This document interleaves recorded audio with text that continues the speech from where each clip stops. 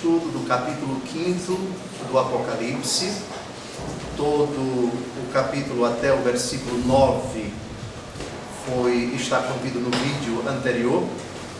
Esse capítulo 5, se vocês reparam bem, com a Bíblia aberta, ele dá continuação à visão que São João, vidente, apóstolo, autor do livro do Apocalipse, tem da corte celeste, visão que já começa no capítulo 4. O capítulo 5 tem como título na Bíblia Ave Maria, o Cordeiro Redentor e o livro selado. O livro selado é uma linguagem para dizer o plano de Deus escondido para os homens, que agora vai ser revelado aos poucos. Esse livro tem 7 selos, 7 números da plenitude, da totalidade. Em síntese, o futuro é absolutamente desconhecido para os homens. É perfeitamente inacessível para os homens. Mas Deus Todo-Poderoso quis revelá-lo, e essa revelação é paulatina. É aos poucos. E revelação de coisas, ao mesmo tempo consoladoras e espantosas. De coisas que causam serenidade, mas também espanto. Aliás, o futuro convém que ele conste dessas duas realidades. E convém também que ele não seja completamente conhecido aos nossos olhos. Já insisto aqui em repetir o que já disse ad náusea. Se nós soubéssemos de todo o futuro, ou seria desesperador ou extremamente presunçoso para nós. Porque se soubéssemos de antemão o júbilo que nos aguarda, se já soubéssemos de antemão que iríamos para o céu, que iremos para o céu, é nosso desejo, mas Jesus diz de forma muito sóbria: quem perseverar até o fim será salvo. A salvação será concedida para quem perseverar até o fim. E ainda não chegamos até o fim.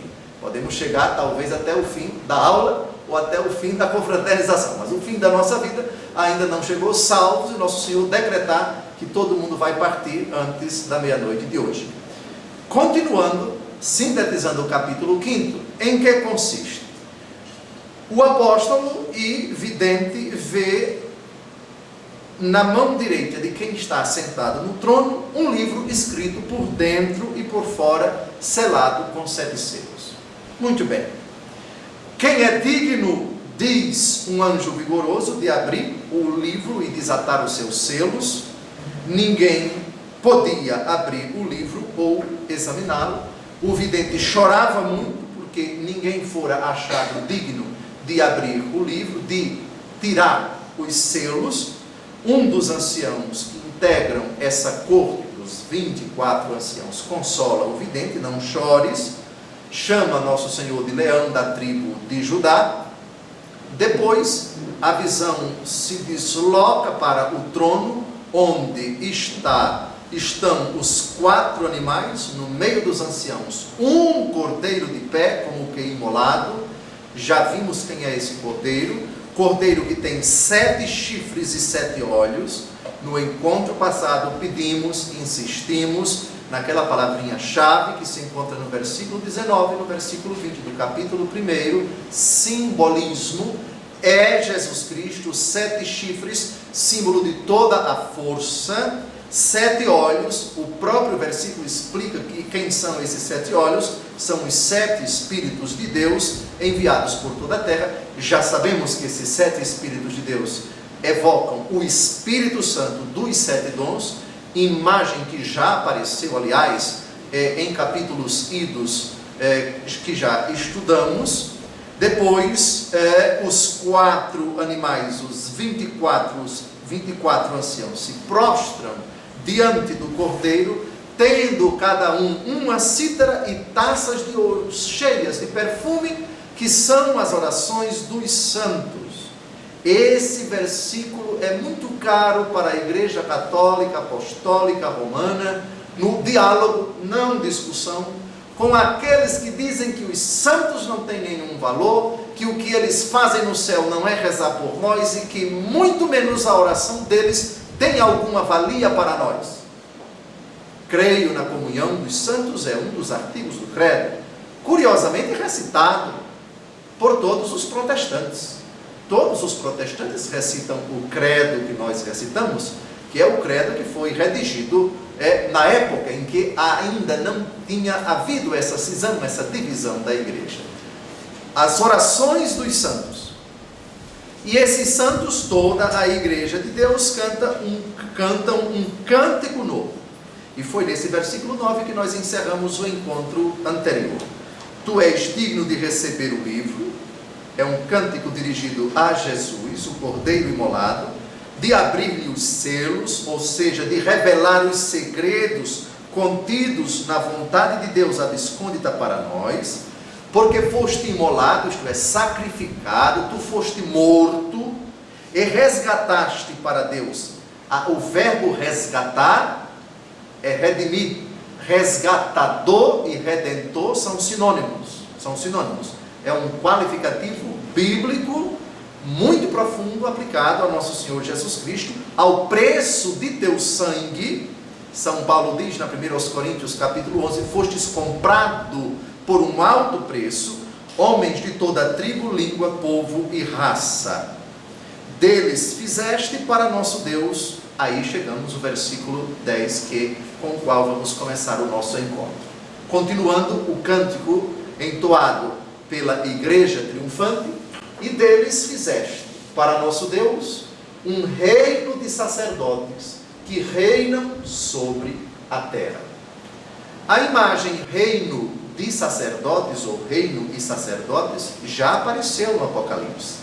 Se vocês lembram, Apocalipse capítulo 1, versículo 6, e que fez de nós um reino de sacerdotes para Deus e seu Pai, glória e poder pelos séculos dos séculos. Amém. Como é que nós reinamos? Reinamos porque participamos da realeza de Cristo. Se Cristo reina, triunfa, é soberano sobre toda a terra, porque por nós morreu e ressuscitou, e ao ressuscitar triunfou sobre o demônio, sobre o pecado e sobre a morte, aqueles que são novas criaturas em Cristo, aqueles que foram lavados e santificados pelo sangue de Cristo, triunfam nele. Aliás, São Paulo é quem diz, eu vivo, mas já não sou eu que vivo, é Cristo que vive em mim.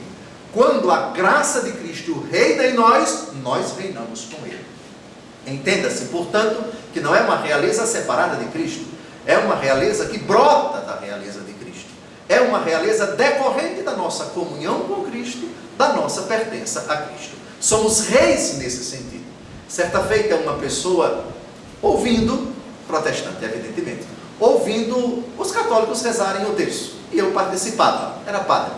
Então ela disse, eu sinto dificuldade em aceitar que quando vocês rezam esses mistérios gloriosos, que o último mistério que vocês rezam no quinto mistério, contemplamos a coroação de Nossa Senhora como Rainha do Céu e da Terra. Onde está isso na Bíblia? Está aqui. Todo rei tem uma coroa. A coroação de alguém na glória é simplesmente a constatação de que ela participa da realeza, do triunfo, da soberania de Cristo no céu. Mas a coroação de Nossa Senhora não é somente dela. Todos os que estão na glória estão coroados. Lembrem-se dessa imagem, que não é coroa no sentido material, coroa de ouro, de prata ou de bronze, coroa semelhante à coroa da rainha da Inglaterra e de outros reis que ainda existem aqui nesta terra. É uma imagem, um eufemismo para significar a participação no triunfo, na supremacia de Cristo na glória. Tem, portanto, abundantes textos do Novo Testamento acerca dessa realeza, que, aliás, não é nem uma imagem primariamente neotestamentária do Novo Testamento, é do Antigo Testamento. Êxodo, capítulo 19, versículo 6, vejam só como Javé chama Israel.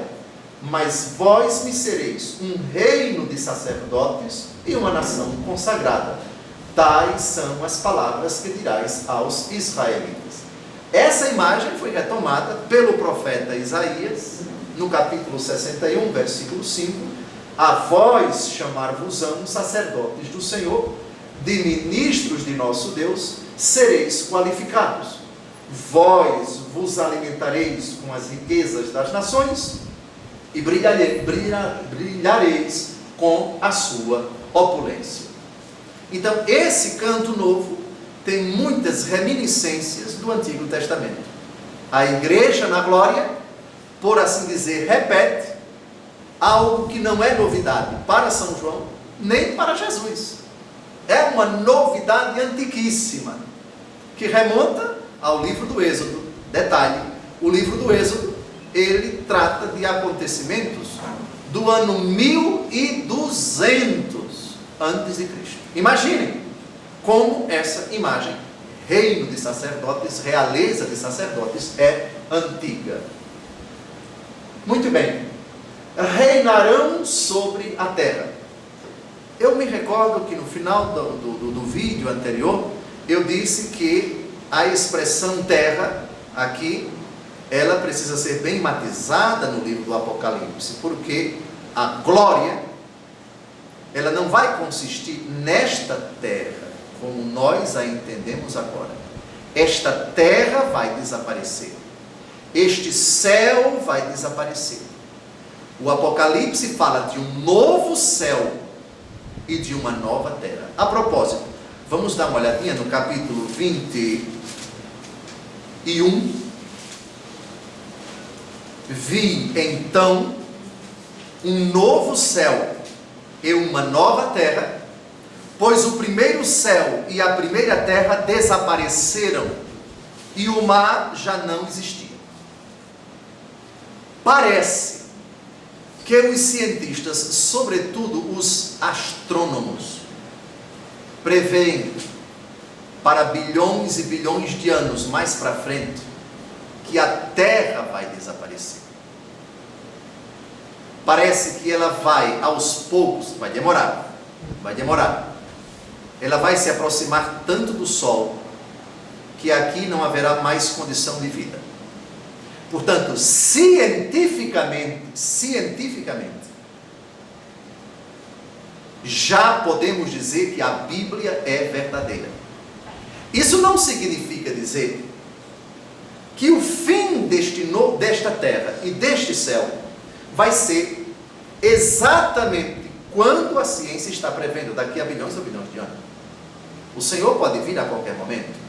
O fim da história da humanidade, a materialidade do fim, se vai ser com guerra nuclear, se vai ser com isso, com aquilo outro, se vai vir um asteroide, isso para nós é irrelevante. Se vai ser daqui a 10 segundos ou se vai ser a bilhões de anos, isso para nós é irrelevante. O fato é que a palavra de Deus não cai por terra. Vão desaparecer. É muito mais forte do que destruir. Um prédio, quando ele é destruído, ficam os escombros. Mas desaparecer não. Não vai ficar nem o pó. Vai desaparecer. E no seu lugar surgirão um novo céu e uma nova terra. Por favor, aqui a minha pobre imaginação e a minha modesta cultura teológica se calam. Não me perguntem em que vai consistir esse novo céu e em que vai consistir essa nova terra. Aqui eu só posso, no máximo, emitir uma opinião. Nosso Senhor, quando cria para valer. Não cria para depois destruir. Isso se aplica não apenas ao homem, mas também a todas as outras criaturas. Lembrem-se que o homem foi criado no 6º dia. No 7º, Deus descansou. Lembrem-se também que 5 dias antes, Deus vai criando as criaturas. E a cada conclusão, o texto diz, Deus viu que era bom. Sim ou não? Pergunta, como é que Deus faz algo que é bom para destruir e desaparecer? Também custa para um pobre bispo conceber um céu sem relação com as demais criaturas, as criaturas não racionais. Porém, a Bíblia se limita a dizer isso de forma extremamente sóbria. novo céu e uma nova terra. Está claro? Claro que não. Claro que não, porque a Bíblia não diz tudo. É uma imagem, sem dúvida alguma. Fiquemos com a sobriedade da palavra de Deus. Portanto, não erra, não extrapola a sua imaginação. Aquele que concebe morar com Deus, também incluindo nessa vida eterna os rios, os mares, as árvores. Lembrem-se da extrema sobriedade da palavra de Deus. A vida eterna é o que os olhos não viram, o que os ouvidos não ouviram. Isso Deus preparou para aqueles que o amam.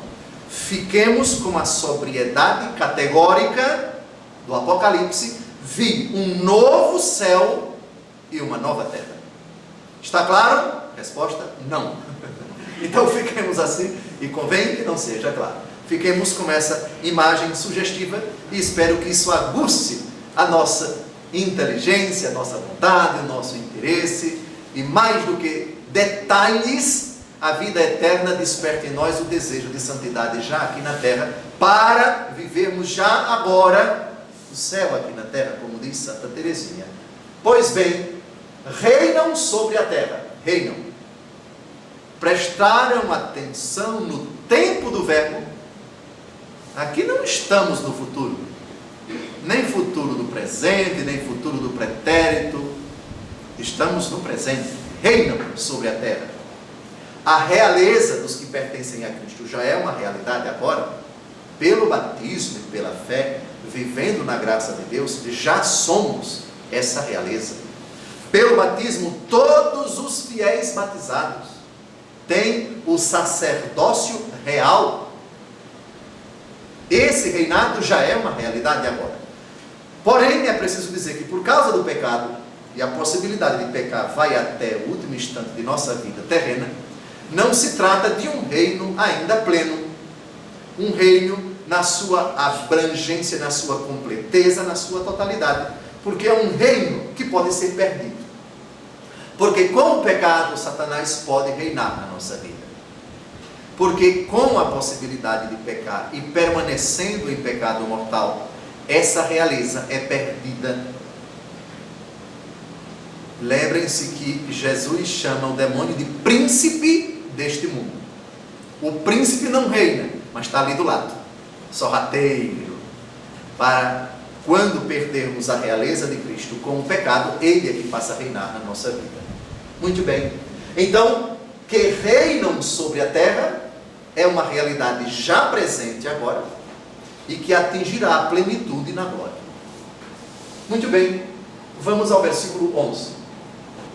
Na minha visão, ouvi também, ao redor do trono, dos animais e dos anciãos, a voz de muitos anjos, em número de miríades e de milhares de milhares.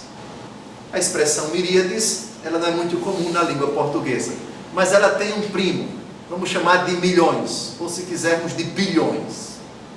Está bem? Digamos assim que é uma medida, uma quantidade para quantificar, para medir, para numerar a quantidade de anjos. Miríades de miríades, ou seja, milhões de milhões e milhares de milhares. Reparem, esse trono, quem é que está sentado no trono? Primeiro, Deus Pai. Jesus, como recitamos no credo, está sentado à direita de Deus Pai. Mas temos também tronos, onde se encontram os 24 anciãos. Então temos um trono central e temos tronos que estão ao redor do trono de Deus Pai, do trono de Deus Filho. Os 4 animais, nós já sabemos, são os representantes da criação. Um tem face de homem, outro tem face de leão, outro tem face de touro e outro tem face de águia. É a criação extremamente, é a criação com tudo aquilo que ela possui de homem, inteligente e de volitivo, de inteligência e de volição, pensar e decidir, homem. Touro, a força. Leão, o atrevimento, a ousadia, a coragem, e a águia, a capacidade de chegar às alturas. É tudo aquilo que há de nobre, que há de forte, que há de ousado, que há de inteligente. Enfim, são os 4 representantes da criação. E os 24 anciãos, 12 mais 12, já citamos aqui o significado de 12 tribos de Israel, dos 12 apóstolos do Cordeiro, representantes da antiga aliança, da nova aliança, do judaísmo e do paganismo, todos redimidos pelo sangue do Cordeiro. Voz de muitos anjos. Dom José, os anjos têm uma linguagem? Tem. Quem se recorda de como começa o hino à caridade da primeira carta de São Paulo aos Coríntios? Ainda que eu falasse a língua dos anjos, se não tiver amor não serei nada. É um hino muito bonito. Língua dos anjos. Por favor, língua aqui também é uma expressão que não pode ser interpretada ao pé da letra. Eles não têm língua como nós temos, eles não têm corpo, eles são seres espirituais, mas falam, mas se comunicam entre si, louvam a Deus e falam também com os homens. Lembrem-se que nesse mesmo capítulo um anjo se dirige ao vidente. É lógico que a linguagem dos anjos nós não compreendemos, salvo se Deus conceder a capacidade de compreender essa linguagem. Só que aqui estamos no êxtase. A rigor, ninguém consegue compreender a linguagem de Deus, salvo se Deus utilizar uma linguagem que nós possamos compreender, como de fato Ele se utilizou, falando conosco por vozes no Antigo Testamento, por meio dos profetas, e no Novo Testamento por meio do seu Filho Jesus Cristo. Mas essa língua dos anjos, ela é absolutamente incompreensível para nós. Cada um de nós, nesse momento aqui, tem o seu anjo da guarda. Certamente os anjos se comunicam entre si. Nós não conseguimos ouvir. A nossa audição não consegue alcançar, porque não estamos no nível da imanência, da matéria. Estamos no nível puramente espiritual. Excepcionalmente, os anjos da guarda podem falar conosco, podem nos avisar, podem nos advertir, podem nos mandar recados, podem até se materializar, como aconteceu no caso de Ló. Ló foi visitado por anjos. Abraão, no carvalho de Mambré, recebeu a visita de 3 anjos que se materializaram e assim por diante. Muito bem, a voz de muitos anjos. Eu quero crer, e aqui a gente precisa citar os relatos de muitos santos, de muitos místicos da igreja, que se trata um anjo só falando de uma melodia belíssima, de um canto, de um fascínio, algo extremamente fascinante, sedutor, que infunde uma paz inaudita, uma alegria incomensurável. É algo jamais... Imaginem vocês a Filarmônica de Berlim, de Nova York, todas juntas. Não é nada, é muito mais belo, é muito mais profundo, é muito mais doce, mais sonoro, mais suave aos nossos ouvidos. Imaginem todos os anjos, a voz de muitos anjos. É algo que aqui eu humildemente me calo, porque não posso descrever mais. A voz dos anjos. E também digo, vejam, a voz dos anjos maus é o extremamente oposto ao que eu acabei de dizer. Se a voz dos anjos bons, se a audição daquilo que eles falam infunde no nosso coração a paz, a alegria, o encanto, uma música bem tocada, uma melodia, como ela traz paz ao coração. Agora imagina uma música barulhenta, aquela gritaria, aquele barulho. E há determinados gêneros musicais, por favor, não é exagero, não é exagero, o que muitos místicos dos tempos modernos disseram acerca de certos gêneros musicais barulhentos, não apenas com letras claramente satânicas, com mensagens subliminares, ou não tão subliminares, mas já bem explícitas. Mas também o barulho, aquela coisa irritante que perturba, que leva a pessoa a ficar fora de si. Evoca lá de longe a voz de um anjo decaído. Agora vocês imaginem vários anjos decaídos falando de uma só vez. Como te chamas? Meu nome é Legião. Eu fico imaginando, é o diálogo de Jesus com o possesso. Meu nome é Legião porque somos muitos. Eu fico imaginando, naquela hora, o som que nosso Senhor ouviu. Devia ter sido um som terrível. Sabe aquele barulho irritante, que enerva, que assusta, que apavora, que intimida, que perturba, que deixa uma pessoa completamente em parafuso, como diz os jovens, desesperada, angustiada. Deve ser algo assustador, o extremamente oposto da voz dos anjos bons. Eu vi a voz de muitos anjos, em número de miríades e de milhares de milhares. Vejam, não dá para colocar uma máquina calculadora aqui para tentar quantificar os anjos bons que integram a corte celeste e que atuam aqui na terra. Cada pessoa tem o seu anjo da guarda, portanto, pelo menos 7 bilhões e tantos milhões de anjos da guarda. Se confirma o ensinamento de muitos padres da igreja, que cada família tem o seu anjo da guarda, cada cidade tem o seu anjo da guarda. Ao anjo de Laodiceia escreve, ao anjo de Tiatira escreve, ao anjo de Sardes escreve, ao anjo de Laodiceia escreve. Temos muito mais que 7 bilhões de anjos bons atuando na terra, mas é impossível imaginar quantos integram nesse exato momento a corte celeste. É, digamos assim, uma forma humana que São João escolheu para descrever uma quantidade incomensurável de anjos. Deem uma olhada, por favor, no capítulo 7, versículo 9 do Apocalipse. No capítulo 7, versículo 9: depois vi uma grande multidão que ninguém podia contar. Aqui é de pessoas. Eu penso que podemos afirmar isso categoricamente também para os anjos. É uma grande multidão que ninguém podia contar. Aqui, ela não é exaustivamente quantificada.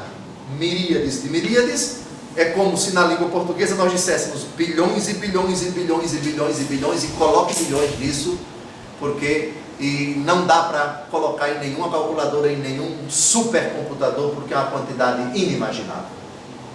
Anjos que circundavam o trono. Quem são? A corte celeste que se une às criaturas visíveis para exaltar o Cordeiro imolado, o único digno de abrir os selos. Não são poucos os místicos, os doutores, os santos da igreja que tiveram experiência não só do céu, mas também aqui na terra. E são muitos aqueles que descrevem na hora em que a Santa Missa é celebrada. São muitos anjos ao redor do altar, adorando o Senhor, em humilde adoração. Isso não é invenção, não é fanfarronice, não é imaginação dos santos doutores, dos místicos, dos santos e santas da igreja, não. Faz sentido? Faz sentido. Quem é que vem à terra? Quem é que se revela? Quem é que se torna presente no altar com as palavras da consagração debaixo das aparências do pão e do vinho? É o corpo, o sangue, a alma, a divindade de nosso Senhor Jesus Cristo. É o próprio Jesus sacramentado. Portanto, é o mínimo que se pode esperar dos anjos na hora da consagração, que de joelhos se prostrem. Por isso, aqui na paróquia de Santo Expedito, não sei quem escolheu aquele sacrário, mas foi de uma felicidade tremenda, lá na Capela do Santíssimo. 2 anjos de bronze ajoelhados diante do sacrário. No mundo espiritual, nós não enxergamos, mas na hora da missa é exatamente isso que acontece. Eu vos garanto. Eu vos garanto. Muito bem. Então temos a corte celeste que é integrada por criaturas humanas e criaturas angelicais. Apocalipse 5, versículo 12. Vamos agora. Bradando em alta voz. Detalhe. Os anjos bradando em alta voz. É alta, mas é bela. Não é gritaria, não é histeria. É o canto dos anjos, nesses termos bem sóbrios que eu acabei de falar. Em alta voz. Quando a psicologia de falar alto, a psicologia de falar alto, todos nós sabemos o que está por trás de falar alto. É o desejo de ser ouvido. É a intenção de empenhar todas as forças para que uma ou mais determinadas pessoas, ou mais determinadas pessoas, escutem. Portanto, bradam em alta voz com todas as suas forças. Em Deuteronômio 6,4 se diz: ouve, ó Israel, o Senhor nosso Deus é o único Senhor. Amarás o Senhor teu Deus com toda a tua força, com toda a tua alma, com todo o teu entendimento. Ou seja, o louvor a Deus empenha todo o meu ser. Não é somente a minha vontade, mas a minha inteligência, a força também que eu tenho para gritar, para dizer intensamente aquilo que está dentro do meu coração. É o impulso da alegria, é a necessidade que eu tenho de louvar a Deus. Em alta voz, as criaturas, anjos e homens, os 4 animais, os 24 anciãos, essa multidão que ninguém podia contar, que tratamos ainda há pouco, que vamos estudar no capítulo 7, essas criaturas proclamam com todas as suas forças. Deem uma olhada agora. O cordeiro imolado é digno de receber alguma coisa, ou algumas coisas.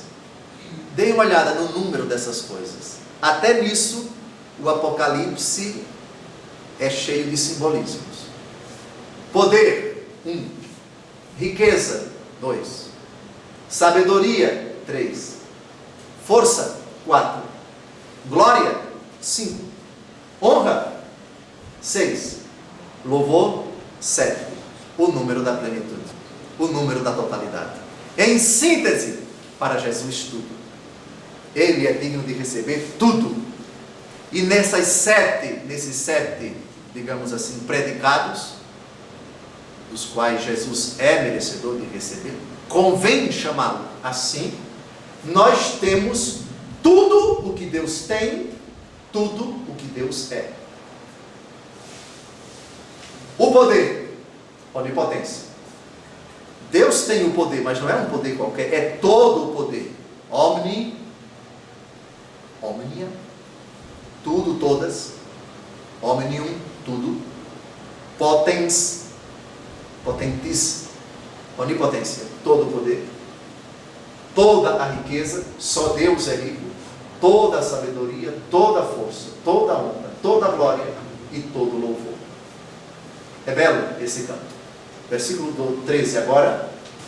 E todas as criaturas que estão no céu, na terra, debaixo da terra e no mar, e tudo o que contém, eu as ouvi clamar, aquele que se assenta no trono e ao cordeiro, louvor, honra, glória e poder pelos séculos dos séculos.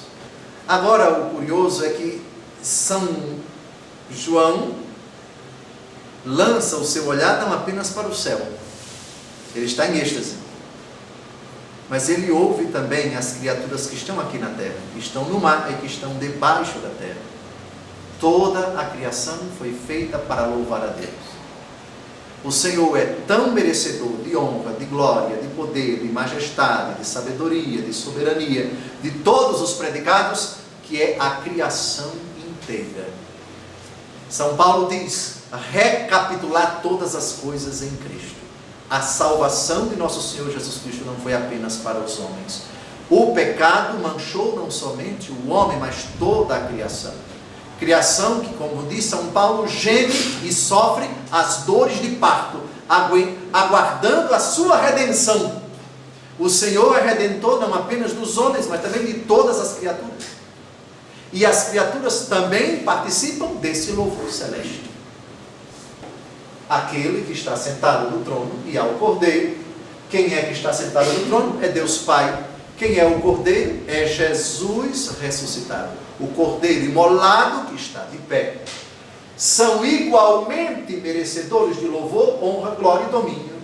O Pai e o Filho.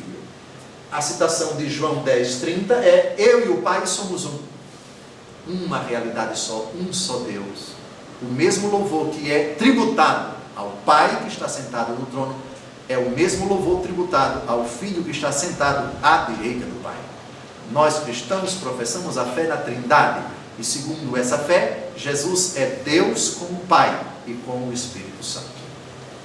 E finalmente, parece que é o último versículo do capítulo 5, versículo 14, e os 4 animais diziam amém.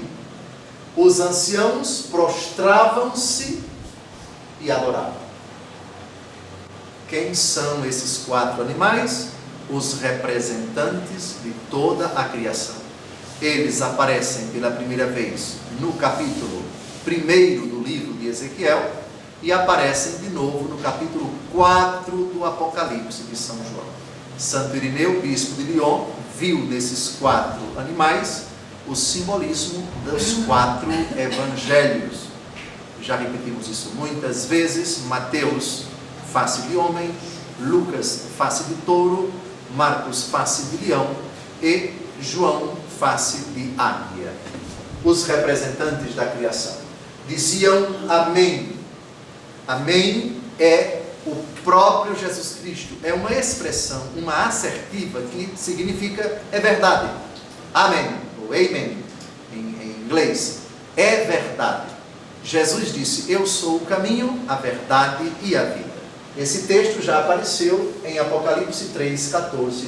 Ao anjo da igreja de Laodiceia escreve: eis o que diz o amém, isto é, o verdadeiro, aquele que é a verdade, a testemunha fiel e verdadeira, o princípio da criação de Deus, Jesus. Eis o que diz Jesus. Amém significa verdade, é verdade. Prostravam-se e adoravam. Adoravam a quem? Adoravam aquele que estava sentado no trono, Deus Pai, e o Cordeiro imolado que está sentado à direita do Pai, nosso Senhor Jesus Cristo. Bem, à guisa de síntese, este capítulo encerra essa que é uma das muitas visões do apóstolo e vidente João, e é o prelúdio, por assim dizer, da abertura do que tanto São João está aguardando. São João está chorando muito. Não chores, diz um dos anciãos, porque o Cordeiro foi achado digno. E ele vai abrir agora os selos paulatinamente. E com a graça de Deus, em fevereiro, quando retomarmos, nós vamos começar a conhecer o que Deus tem revelado para o futuro da humanidade. Repito, são coisas ao mesmo tempo espantosas e consoladoras. Não existe um único versículo do Apocalipse assustador que não esteja inserido ou numa frase, ou num versículo, ou num capítulo que tenha uma grande consolação. Por outro lado, não existe um único versículo consolador no Apocalipse que não venha acompanhado, ou que não seja precedido de algo assustador. Mas, Dom José, não é muito contraditório? Não. A própria vida, a nossa própria experiência, até de quem não acredita em Deus. Pergunte para ele se ele vislumbra no mundo em que nós estamos apenas coisas boas e não admite a possibilidade de um sobressalto, de um susto, de uma tragédia, de um assalto, de uma... enfim, vivemos nessa expectativa. Pois bem, transpondo isso para o mundo bíblico, trata-se dos planos de Deus, seja naquilo que Ele quer, vontade, ou naquilo que Ele permite. Eu não quero, mas eu permito, por um especial desígnio meu, que não compete a vocês conhecer qual é mas mais para frente vocês compreenderão. Se não totalmente nessa vida, vão compreender na outra. Porque Deus permite que determinadas coisas aconteçam, que determinadas pessoas ajam e fiquem impunes. Por que determinadas coisas têm que suceder desta forma? Não nos é dado saber agora. O fato é que o bonito da leitura do Apocalipse é que cada versículo assustador, espantoso, vem acompanhado ou se segue após ele algo extremamente confortador. Em síntese, as chaves da história estão com o Senhor. Jesus tem as chaves dos infernos, do céu e também da aventura humana. A história está em suas mãos. Nada escapa do seu desígnio, do seu poder e da sua divina e misteriosa providência. Muito obrigado.